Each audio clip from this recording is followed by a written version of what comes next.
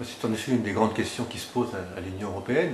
On est entré aujourd'hui dans une nouvelle phase. Vous savez, on a coutume de dire qu'il y a eu une première phase dans l'histoire de l'Europe qui était au fond l'Europe de Jean Monnet et de Robert Schuman, la création de cette communauté à 6, puis à 9, puis à 12.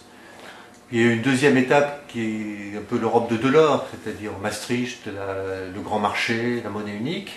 Et là, on entre dans une troisième phase qui pourrait être l'Europe de Prodi et de Blair. Enfin, Prodi parce que c'est lui qui était président de la Commission lorsque les pays de l'ancienne ère communiste sont entrés. Et Blair parce que la Grande-Bretagne a beaucoup poussé à cet élargissement, avec sans doute aussi l'arrière-pensée que plus on serait nombreux, moins il y aurait d'Europe fédérale. Donc c'est effectivement une question importante. Actuellement, nous sommes 27. Grâce à l'entrée des anciens pays communistes. Des négociations sont en cours avec la Turquie, avec la Croatie. Les autres pays de l'ex-Yougoslavie ont vocation à entrer dans l'Union européenne. Ensuite, il y aura sans doute l'Ukraine, la Moldavie, peut-être la Géorgie, l'Arménie. Donc, nous sommes 27, mais un jour on sera 35 au moins, sinon davantage. Et donc, c'est à la fois un immense succès pour l'Europe, parce qu'enfin, qui aurait pu imaginer que le modèle européen attirerait à lui tant de pays voisins, anciennement sous le joug communiste, qui sont demandeurs. Enfin, moi j'étais encore il y a quelques jours en Arménie et en Géorgie. L'Union européenne n'a rien promis à ces pays, mais il est évident qu'ils sont en attente d'une adhésion future. Donc c'est un immense succès, et c'est aussi un immense défi, parce que comment gérer des pays aussi disparates, à la fois par leur niveau de vie, par leur histoire, par leur culture, si on pense au cas de la Turquie, par leur religion, même si l'Union européenne n'est pas un club chrétien, c'est vrai que la présence d'un pays de 80 millions d'habitants, la majorité musulmane, change tout de même les équilibres. Donc il y a là des vraies questions auxquelles il faut répondre, parce qu'elle soulève au fond toutes les interrogations sur la nature même de l'Union européenne.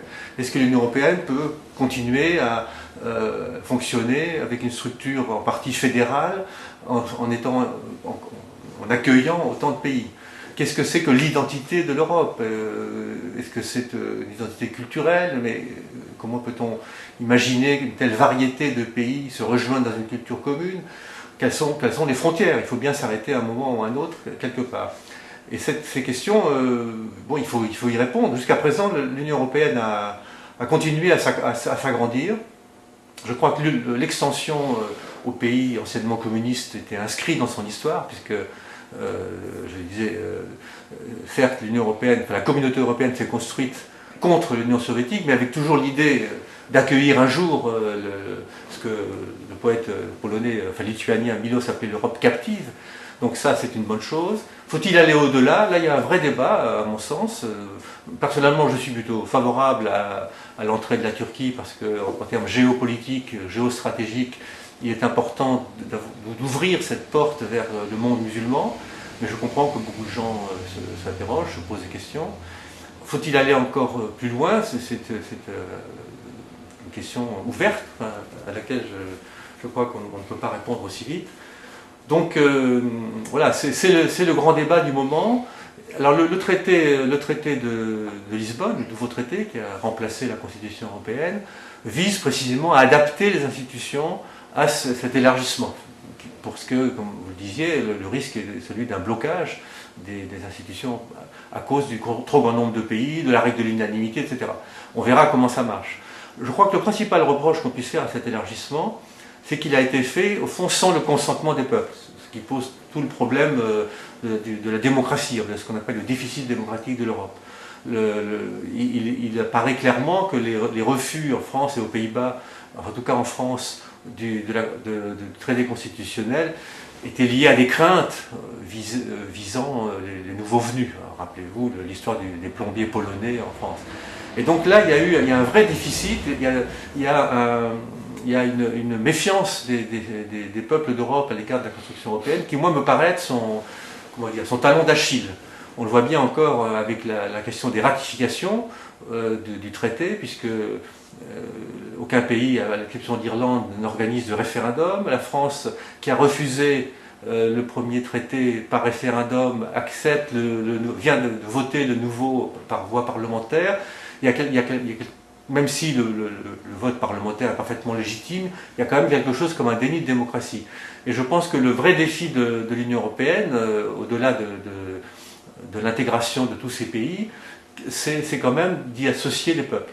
Et associer les peuples, c'est leur expliquer aussi clairement que possible où on va, ce qu'on fait, ce qu'on construit. Alors il est clair qu'on ne construit plus une Europe fédérale, ça paraît totalement exclu. Michel Rocard parlait de son rêve de jeunesse enfui, mais on construit un espace régi par le droit commercial, tout ce qui concerne l'économie, les droits de l'homme, puisque, comme vous le savez, la seule condition pour entrer dans l'Union européenne, c'est d'être un État européen, avec toute l'ambiguïté du mot européen, c'est d'avoir une économie de marché qui fonctionne, et c'est de respecter la démocratie et les droits de l'homme. Ce sont les seuls critères.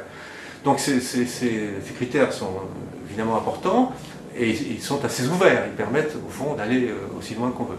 La vraie question, c'est de consulter les peuples à un moment ou à un autre sur ce que doit être l'Europe, et leur expliquer que cette Europe-là, eh bien, elle fonctionnera autrement. Elle peut fonctionner éventuellement à plusieurs vitesses. C'est une des options. C'est-à-dire que les pays les plus proches, ceux qui veulent avancer, se réunissent et forment sinon un noyau, parce que le terme n'est plus très utilisé, en tout cas un premier cercle. Et puis les pays qui ne veulent pas aller aussi vite avanceront à leur propre rythme. Enfin, tout ceci n'a jamais été tenté, mais je crois qu'il faut de l'imagination pour faire vivre cette nouvelle Europe. Donc nous sommes dans l'Europe élargie, dans une Europe qui va s'élargir encore. Il s'agit d'en prendre conscience et d'essayer de bien comprendre où cela nous conduit.